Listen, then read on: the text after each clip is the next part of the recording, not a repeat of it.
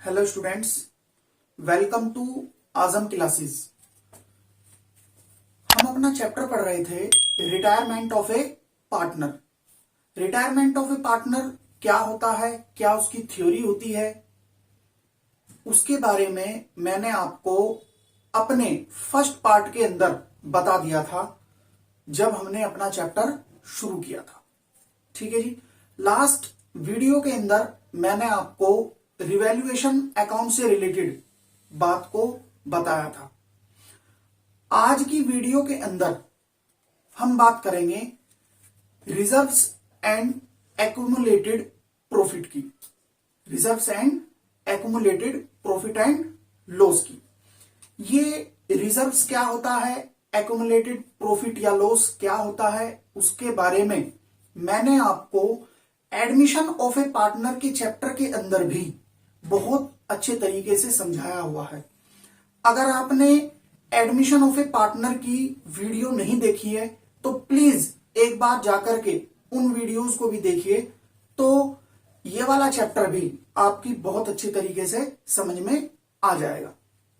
देखिए, जब एक एग्जिस्टिंग फर्म के अंदर कोई नया पार्टनर फर्म के अंदर एडमिट होता है तो उस स्थिति को कहा जाता है एडमिशन ऑफ ए पार्टनर। और एडमिशन जब किसी नए बंदे का फर्म के अंदर होता है तो उस स्थिति में जो पुराने पार्टनर हैं वो अपना कुछ ना कुछ फर्म के अंदर रिजर्व्स वगैरह बना करके रखते हैं, या अनडिस्ट्रीब्यूटेड प्रॉफिट या लॉस को भी अपनी फर्म के अंदर रखते हैं। तो जब नया पार्टनर फर्म के अंदर आता है तो उस स्थिति के अंदर पुराने पार्टनर ये सोचते हैं कि जब इस बंदे ने मेहनत ही नहीं की अब से पहले, तो हम इसको इस रिजर्व में या इस प्रॉफिट या लॉस के अंदर हिस्सा क्यों दें। तो उस स्थिति के अंदर जो हमारे पुराने पार्टनर होते थे वो उसको क्या कर लेते थे, डिस्ट्रीब्यूट कर लेते थे इन देयर ओल्ड रेशियो। बात भी सही है। अगर टेक्निकली या अपने प्रैक्टिकल लाइफ से रिलेटेड बात करें तो जो नया पार्टनर फर्म के अंदर आ रहा है उसका तो कोई हक ही नहीं है उस प्रॉफिट में या उस लॉस के अंदर, जब उसने उस बिजनेस के अंदर अब तक मेहनत ही नहीं की थी, तो हम उसको हिस्सेदार उसके अंदर क्यों बनाएं। बात उनकी भी सही है। तो वो क्या कर लेते थे, उसको उस प्रॉफिट को या लॉस को या इसके अलावा रिजर्व्स को वो क्या कर लेते थे, ओल्ड रेशियो के अंदर डिस्ट्रीब्यूट कर लेते थे। वो बात किसकी थी, एडमिशन ऑफ ए पार्टनर की। आज की स्थिति क्या है कि एक एग्जिस्टिंग फर्म के अंदर से एक एग्जिस्टिंग फर्म के अंदर से एक पार्टनर क्या हो रहा है, जा रहा है फर्म के अंदर से, यानी रिटायरमेंटशिप ले रहा है। तो अब तो उसने मेहनत की हुई है, तो वो अपने हिस्से का रिजर्व या प्रॉफिट या लॉस को लेकर के जाएगा। वो यही बात रखेगा कि देखो, जब मैं पार्टनरशिप के अंदर आया था, जब मैंने पार्टनरशिप के अंदर एडमिशन लिया था, तो मेरे आने से पहले का जितना भी प्रॉफिट या लॉस था या रिजर्व था, आपने उनको क्या किया था, डिस्ट्रीब्यूट किया था। यानी मेरे आने से पहले ही क्या कर लिया था, उसको डिस्ट्रीब्यूट कर लिया था कि कभी मैं उसका हिस्सेदार बन जाऊं। आज मैं फर्म छोड़ करके जा रहा हूं, तो मैं अपना हिस्सा क्यों छोड़ूंगा। मुझे भी उसके अंदर क्या चाहिए, हिस्सा चाहिएगा, शेयर चाहिएगा। तो रिजर्व और लॉस या प्रॉफिट के अंदर वो अपना क्या लेगा, हिस्सेदारी लेगा। तो इस स्थिति के अंदर हम वहां पर क्या करते थे, अपने रिजर्व को या एक्यूमुलेटेड प्रॉफिट या लॉस को अपने ओल्ड रेशियो के अंदर क्या कर देते थे, डिस्ट्रीब्यूट कर देते थे। आज भी हम वही same to same accounting treatment करेंगे at the time of retirement of a partner. अगर क्वेश्चन के अंदर कहीं भी हमें रिजर्व या अनडिस्ट्रीब्यूटेड प्रॉफिट या लॉस दिखाई देगा तो हम उसको ओल्ड रेशो के अंदर क्या कर देंगे, डिस्ट्रीब्यूट कर देंगे। कोई इतनी बड़ी बात नहीं है। बिल्कुल सेम वही बात है जो कि मैंने आपको एडमिशन ऑफ ए पार्टनर के चैप्टर के अंदर बताई थी, बिल्कुल सेम डिक्टो, बिल्कुल सेम वही बात है। ओल्ड रेशो के अंदर वहां पर भी रिजर्व प्रॉफिट या लॉस डिस्ट्रीब्यूट होता था, ओल्ड रेशो में ही यहां पर भी एडमिशन ऑफ ए पार्टनर के पार्ट में भी ओल्ड रेशो में ही क्या होगा, ये डिस्ट्रीब्यूट होगा। इतनी बड़ी बात इसकी नहीं है, ये सिर्फ मैंने आपको थोड़ा सा अपने शब्दों में समझाने की कोशिश की है। ठीक है जी, चलिए जी एक क्वेश्चन करते हैं और उससे थोड़ा सा और समझने की कोशिश करते हैं। मेरे पास जो बुक है वो टीएस ग्रेवाल की बुक है। वो टीएस ग्रेवाल के अंदर जो treatment of reserve and accumulated profit या लॉसेस का पॉइंट है, इसके नीचे एक क्वेश्चन है, क्वेश्चन नंबर 26। क्वेश्चन नंबर 26 है, आसान क्वेश्चन है, इतना भारी नहीं है। पहले आसानी करेंगे, इसके बाद जैसे जैसे हम आगे बढ़ते जाएंगे वैसे वैसे अच्छे क्वेश्चन भी करेंगे। तो आसान से ही लेकर के चलते हैं।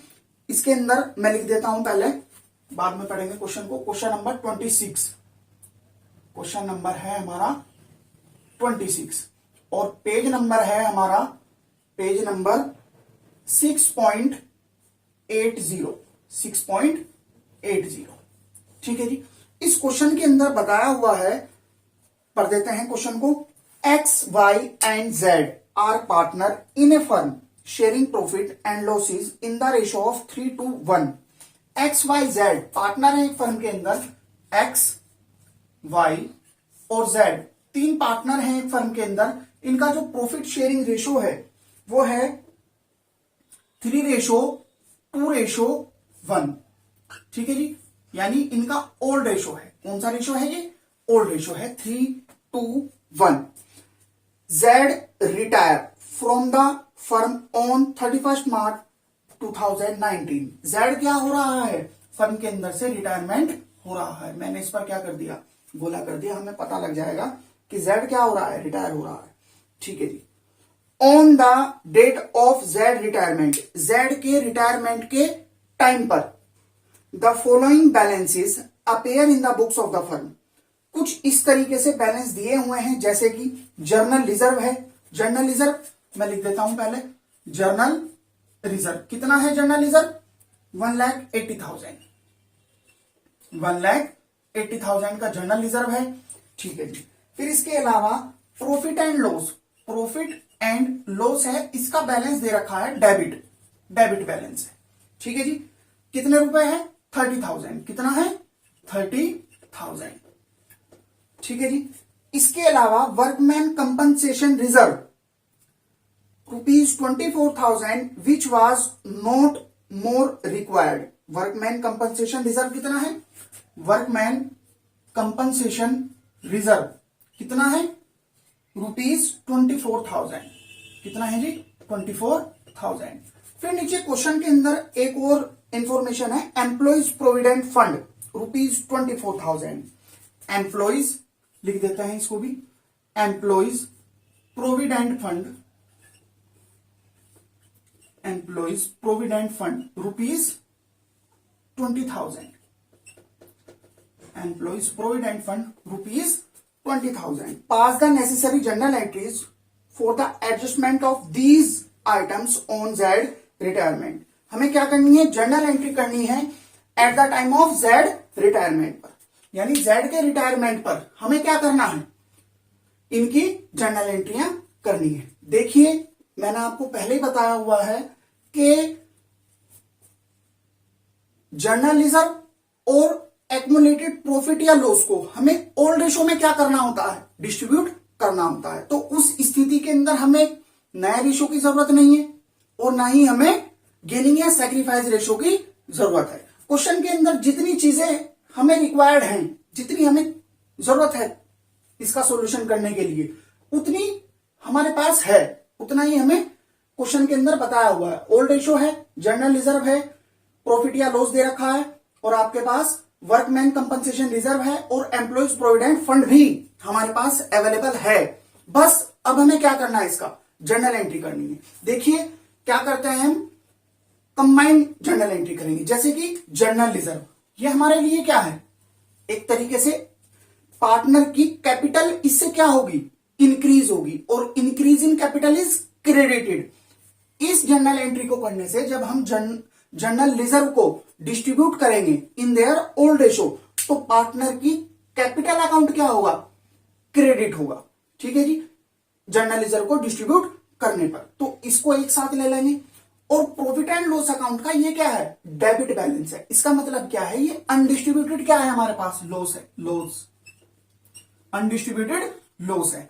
ओहो, अगर हमने इसकी जर्नल एंट्री करी और अनडिस्ट्रीब्यूटेड लॉस को हम जब डिस्ट्रीब्यूट करेंगे तो पार्टनर की कैपिटल अकाउंट क्या होगा, डेबिट होगा, यानी उनको क्या हो रहा है, नुकसान हो रहा है। तो इसको फिलहाल स्किप करो, इसकी बाद में जर्नल एंट्री करेंगे। इस पर आओ वर्कमैन कंपनसेशन रिजर्व पर। यह है वर्कमैन कंपनसेशन रिजर्व। ये भी एक तरह का ही, हम इसको क्या ट्रीट करेंगे, ये भी हमारा एक तरीके से जर्नल रिजर्व ही है, हालांकि दोनों अलग है। ये बात मैंने आपको बताई हुई है कि वर्कमैन कंपनसेशन रिजर्व क्या होता है। आप एक बार एडमिशन ऑफ ए पार्टनर की वीडियोस देखिए, उसके अंदर आपको पता लग जाएगा कि वर्कमैन कंपनसेशन रिजर्व क्या होता है। अल्टीमेटली मैं बात करूं सिर्फ और सिर्फ जर्नल एंट्री की, तो ये भी एक तरीके से इस जर्नल एंट्री को करने से भी हमारी जो पार्टनर्स के कैपिटल अकाउंट है वो क्या होंगे, क्रेडिट होंगे। तो इसका मतलब यह है कि इससे भी पार्टनर को क्या होगा, फायदा होगा। तो जर्नल रिजर्व और वर्कमैन कंपनसेशन रिजर्व, इन दोनों को एक साथ जर्नल एंट्री कर लेंगे। ठीक है जी। इसके अलावा एम्प्लॉइज प्रोविडेंट फंड। देखिए एम्प्लॉइज प्रोविडेंट फंड तो पार्टनर जा रहा है, कोई बात नहीं। जब एडमिशन के टाइम पर एम्प्लॉइज प्रोविडेंट फंड था, हमने तो उसको उस टाइम पर भी डिस्ट्रीब्यूट नहीं किया था, और आज पार्टनर क्या हो रहा है, फर्म से जा रहा है, तो उस स्थिति के अंदर भी हम इसको डिस्ट्रीब्यूट नहीं करेंगे, इसको स्किप करेंगे और चलने दो इसको। ठीक है, फर्म के अंदर इसको एज इट इज जितना ये है इसको चलने दो। अगर कोई इससे रिलेटेड कोई ट्रांजैक्शन आती है क्वेश्चन के अंदर तो उसको भी ट्रीट करेंगे। तो फिलहाल हम इसकी जर्नल एंट्री नहीं करेंगे, हमें सिर्फ और सिर्फ क्या करनी है, दो जर्नल एंट्री करनी है। सबसे पहली इसकी और इसकी दोनों की कंबाइंड, और लॉस को अलग जर्नल एंट्री करेंगे। कुल मिलाकर हमें कितनी जर्नल एंट्री करनी है, दो जर्नल एंट्री करनी है। तो सबसे पहले करेंगे किसकी, जर्नल रिजर्व और वर्कमैन कंपनसेशन को डिस्ट्रीब्यूट करने की। जब वर्कमैन कंपनसेशन रिजर्व और जर्नल रिजर्व डिस्ट्रीब्यूट होंगे इन देयर ओल्ड पार्टनर, यानी इनके ओल्ड रेशो के अंदर, तो इनकी कैपिटल क्या होगी, क्रेडिट होगी। ठीक है, इनकी कैपिटल क्या होगी, क्रेडिट होगी। सॉल्यूशन करते हैं। सॉल्यूशन में क्या लिखेंगे, general reserve account debit, general reserve account debit, workman compensation reserve account debit, workman compensation reserve account debit to X capital account to Y's capital account, next to जेड्स capital account. ठीक है जी। Narration में लिखेंगे क्या, being general reserve and workman compensation reserve distributed in their old ratio. ठीक है जी। Journal reserve कितने का है, 1,80,000। इसके अलावा वर्कमैन कंपनसेशन रिजर्व कितने का है, 24,000। दोनों को ऐड करेंगे, 1,80,000 और 24,000 को ऐड करेंगे, और इसके ओल्ड रेशो के अंदर इसको हम क्या कर देंगे, डिस्ट्रीब्यूट कर देंगे। ठीक है जी, करिए। 180 24,000 कितना आया, 2,04,000। 2,04,000 को डिस्ट्रीब्यूट करना है इन देयर ओल्ड रेशो, 3:2:1। 3 तो 5 और 1 6। करिए। 2,04,000 डिवाइडेड बाय 6 कितना आया, 34,000। कितना आया है, 34,000। 34,000 इंटू 3, 1,02,000 एक्स को मिलेगा, 1,02,000 x को मिलेगा और 34,000 मल्टीप्लाई बाय 2 68,000 y को मिलेगा और 34,000 इंटू 1 वही कितना आएगा 34,000 ही आ जाएगा। नरेशन मैंने आपको बता दी है। इसके अलावा और क्या होगा, लॉस को डिस्ट्रीब्यूट करेंगे। अब क्या करेंगे, लॉस को डिस्ट्रीब्यूट करेंगे। अब इसकी जर्नल एंट्री कर लो, ठीक है जी। लॉस को क्या करेंगे, डिस्ट्रीब्यूट करेंगे। जब लॉस को डिस्ट्रीब्यूट करेंगे तो पार्टनर्स को क्या होगा, नुकसान। क्या होगा, उनको लॉस होगा और लॉस से उनकी कैपिटल क्या होगी, डिक्रीज।